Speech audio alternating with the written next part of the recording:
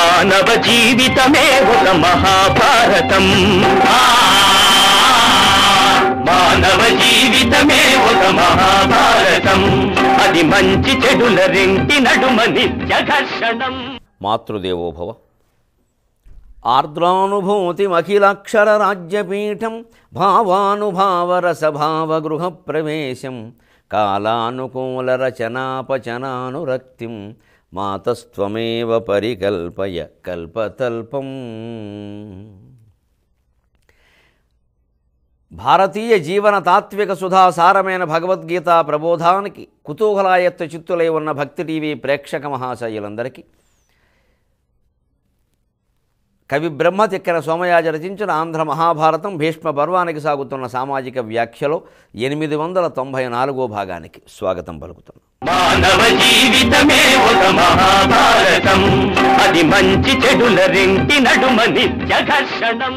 యదా సంహరతే జాయం కూర్మో అంగానీవ సర్వశక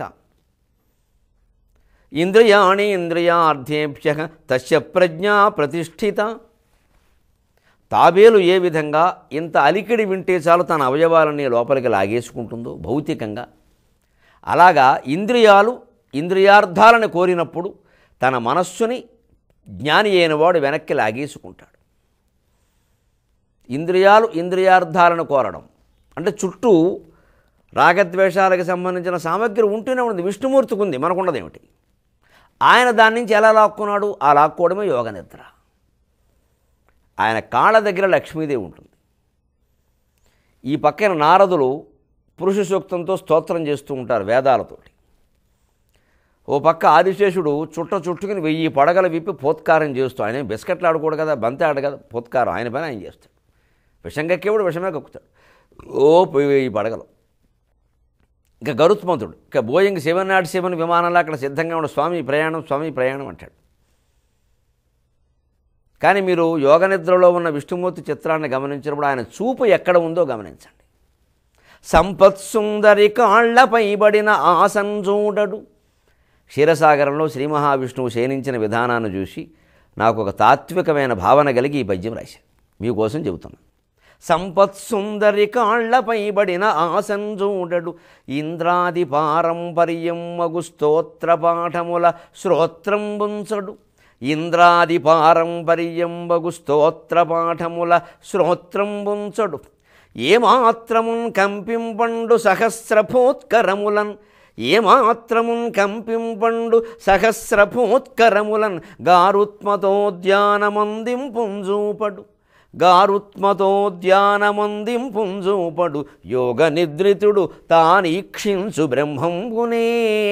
యోగ నిద్రితుడు తానీక్షించు బ్రహ్మంబునే. సంపత్సుందరి కాళ్లపై బడిన ఆసన్ చూడడు. లక్ష్మీదేవి సాక్షాత్తు కాళ్ళ దగ్గర ఉంటే ఆయన ఆవిడకేసి చూడండి. ఆ సంపదలు ఆయనకు అవసరం లేదు. లక్ష్మీదేవి అంటే భార్య అని కాదు అక్కడ సంపదలు. మన సంబంధాలన్నీ పట్టుకెళ్ళి అక్కడ అంటకట్టేసి భార్యని కాళ్ళ దగ్గర పెట్టాడని మాట్లాడద్దు. ఇన్ని లోకాలు, ఒక కుటుంబాన్ని పోషించాలంటే మనకి ఎంత సంపద అవసరం? 14 లోకాలు పోషించాలంటే స్వామికి ఎంత సంపద అవసరం? ఆ సమస్త సంపదని లక్ష్మీదేవి రూపంలో ఆయన ఎదురుగా కూర్చోబెట్టారు. అది వాళ్ళ అనుబంధం. ఆ సంపదతోనే ఆయన లోకాన్ని పాలిస్తాడు. అమ్మవారు నిత్యానపాయని. కానీ ఆయన చూపు ఆవిడ మీద ఉండదు. అది ముఖ్యం కాదు అక్కడ. అలా ఉంటుంది ఆవిడంతే. ఇంద్రాది పారంపర్యం మగు స్తోత్రపాఠముల శ్రోత్రంబుంచడు. దేవేంద్రాదులు అక్కడ నుంచుని త్వమేవ ప్రత్యక్షం బ్రహ్మాసి త్వామేవ ప్రత్యక్షం బ్రహ్మ వదిష్యామి వ్రతం వదిష్యామి సత్యం వదిష్యామి అని ఏదో అంటూ ఉంటారు. నువ్వు ప్రత్యక్షం బ్రహ్మాసి అన్నా వదిష్యామి అన్నా ఆయన వాటి మీద దృష్టి పెట్టాడు. వాళ్ళ దారిని వాళ్ళ ధర్మం వాళ్ళు చేస్తున్నారు, ఆయన పట్టించకూడదు.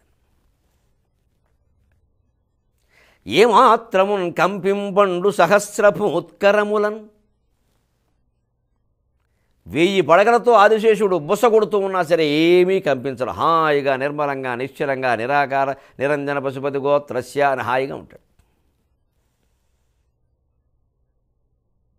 ఏమాత్రం కంపించడు. గారుత్మతోద్యానమందింపుంజూపడు. గరుత్మంతుడు లెక్కలేసుకుని స్వామి అక్కడ పెడదాం, అక్కడ ఏం పెడతావయ్యా, ఇంతకంటే ఏమిది, ఇదో మాయ, నువ్వు మాయలో పడతావు, మళ్ళీ నన్ను పడేస్తావు, వద్దు కూర్చో. ఎవరన్నా భక్తులు ఆర్తనాదం చేస్తే పెడదాం, లేదా మనకేం పని. ఒక్కచోట కూర్చొని 14 లోకాలు పరిపాలించవచ్చు. ఇవాళ అర్థమవుతోంది. దేశమంతటా ఒక 50 శాఖలు పాఠశాలలో కళాశాలలో ఏవైనా పర్వాలా ఉన్నవాళ్ళు రోజు 50 బ్రాంచీలు తిరుగుతూ కూర్చోట్ల ఒక్క కంప్యూటర్ పెట్టుకుని మొత్తం నడిపించేస్తున్నారు. మరి అదే ఇది అర్థమైతే విష్ణుమూర్తి ఎలా నడిపించాడో అర్థమవుతుంది. ఒక చోట నడిపించేసి ఎక్కడికి వెళ్ళక్కల ఆయన రాడు. అందుకే గరుత్మంతుడు ఎంత ఉద్యానం పైకి, ఉద్యానం అంటే తోటగా, పై ఉద్యానం పైకి ఎగరడం, ఎగురుదాం రావాయా తిరుగుదాం, ఏం తిరుగుతావాయా, ఎక్కడ ఉన్నదో ఒకటే కూర్చో. భక్తుడు ఆత్మనాదం చేస్తే మనం వెళ్ళడం వెరిగిన విహారయాత్ర చేస్తావా, కూర్చో. ఆయన మీద దానికేం ఆసక్తి లేదు. మరి ఏం చేస్తూ ఉంటాడు? యోగ నిద్రితుడు, మనకు నిద్రిస్తున్నట్టు కనపడతాడు. ఆయన యోగమంతా ధ్యానం. తానీక్షించు బ్రహ్మమునే ఆత్మస్వరూపమైనటువంటి బ్రహ్మ పదార్థాన్ని ఈక్షిస్తాడు. అది భౌతికంగా మనకు కనపడాలంటే ఆ చిత్రంలో మీరు చూడండి, ఆయన చూపు బ్రహ్మదేవుడి మీద ఉంటుంది. బ్రహ్మదేవుడు కుమారుడు అని కాదు, బ్రహ్మదేవుడు బ్రహ్మ పదార్థానికి సంకేతం. ఇది మనం చెయ్యాలి జీవితంలో. అంటే సంపత్సుందరి కాళ్లపైబడిన ఆసంజూడడు. సంపాదించిన డబ్బులేవో దగ్గర పెట్టుకో, బ్యాంకులో వేసుకో, ఏదో చేసుకో, పనులు ఎగ్గొట్టకు, కట్టేసి. తెలియకుండా ఏదో కట్టకపోతే పొరపాటు వేరు, తెలిస్తే కట్టేస్తాం. అందుకని తెలిసి ఎగ్గొట్టి దాచేసి లాకర్లో పెట్టి అక్కడ పెట్టి హడావుడి చేయదు, ఎప్పుడైనా దొరక్క తప్పదు. మళ్ళీ అవినీతి పరులు భారతదేశంలో తయారు కావద్దు. భగవద్గీత వినాలంటే వాడు స్వచ్ఛంగా ఉండాలి. ఎందుకంటే వాడు చేస్తాడు దాన్ని.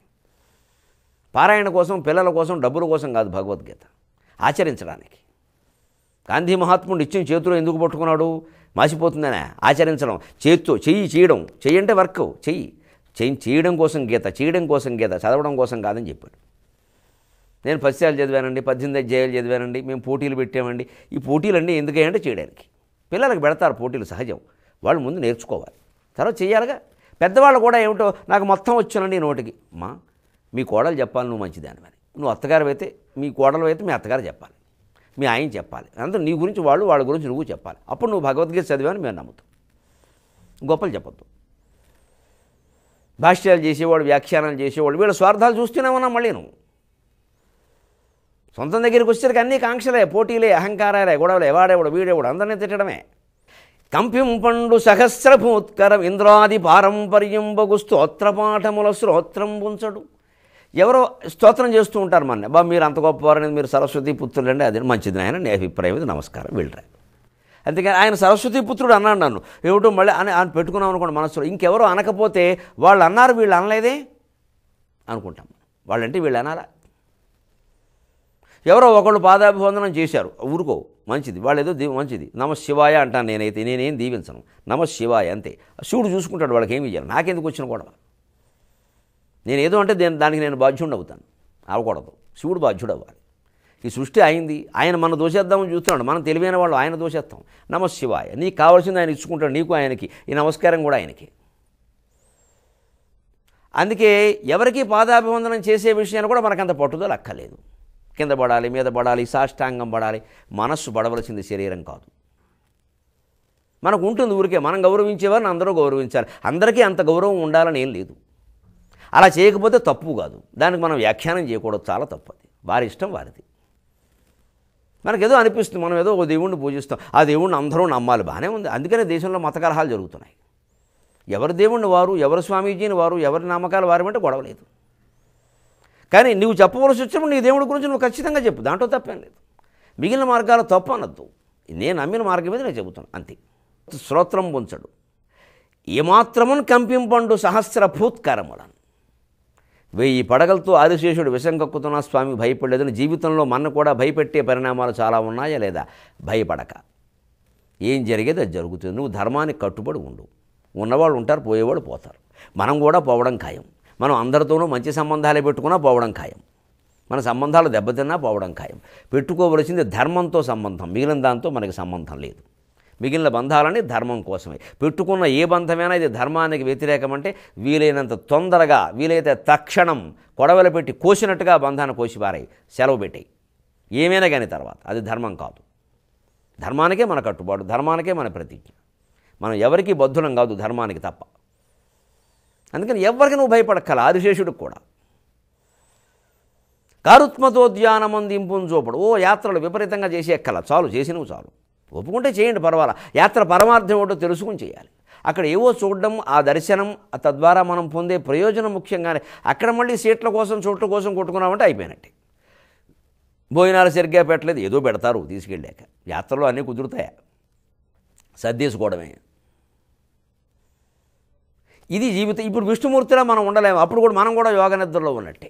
మనం యోగనిద్ర మానేసి రోగనిద్ర, భోగనిద్ర, శుభ్రంగా తింటే భోగనిద్ర, అనారోగ్యం వస్తే రోగనిద్ర, అంతకుమించి యోగనిద్ర మనకు తెలియదు. ఉండగలిగితే యథా సంహరతే చాయం కూర్మో అంగాని వసర్వశః ఇంద్రియాణి ఇంద్రియార్థేషు తస్య ప్రజ్ఞా ప్రతిష్ఠిత. అందుకని మోక్షం అనేది ఎక్కడో లేదు. ఈ గ్రంథం చదివితే ఉంది, ఆ గురువుగారిని దర్శిస్తే ఉంది, ఏమీ లేదు. నమోక్షో నభసః పృష్ఠే నపాతాళే నభూతలే సర్వాశా సంచయే చేతక్షయో మోక్షయితీర్యతే. అధర్వణ వేదంలో చెప్పిన మాట. నమోక్షో నభసః పృష్ఠే, మోక్షం ఆకాశం కింద లేదయా. నా పాతాళే, పాతాళానికి పైన లేదయా. నా భూతలే, భూమి మీద ఏమి తివాసేలాగా పరిచి లేదయా. వెర్రిమొహమ ఏమంటున్నాడంటే ఆయన అధర్వణ వేద కర్త చాలా స్పష్టంగా వేదంలో, అమాయకమా అలా మాట్లాడకయ్యా, అక్కడ పైన ఇక్కడ కింద ఉండదు నువ్వు వెతకడానికి. వైకుంఠంలో కైలాసంలో కింద ఉండదా, అవి కూడా సాలోక్య ముక్తులు. మళ్ళీ ఓ రూపం ఓ లోకం, మళ్ళీ అక్కడ దెబ్బలాటకు మామూలే.